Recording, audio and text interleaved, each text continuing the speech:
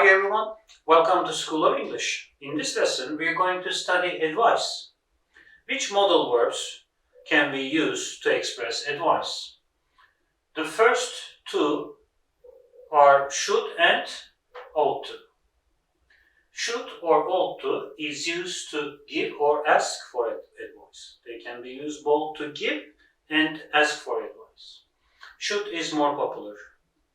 What do you think I should do? This is asking for advice. What do you think I should do? You should see a dentist or you ought to see a dentist. You can use either form. This is giving advice. You see?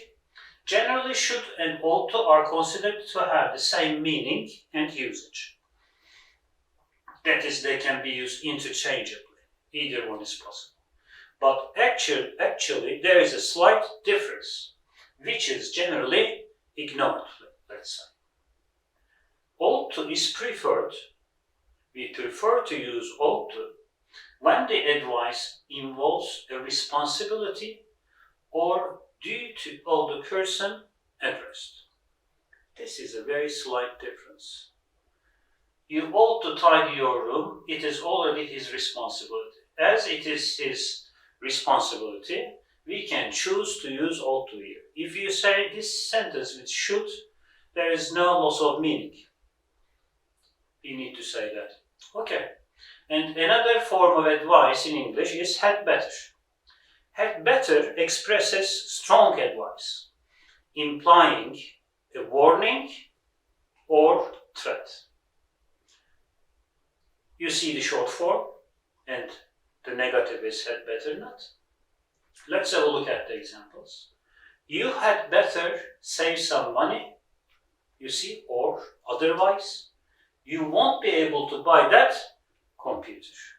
This is a warning. They had better not violate the regulations, otherwise the boss will get furious.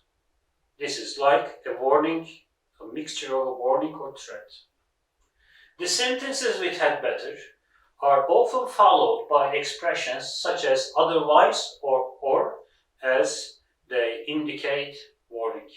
And you talk about following the sentence with had better, you talk about the possible cases that the person addressed can face if he does not follow that warning. Okay, that's it. Thanks for watching.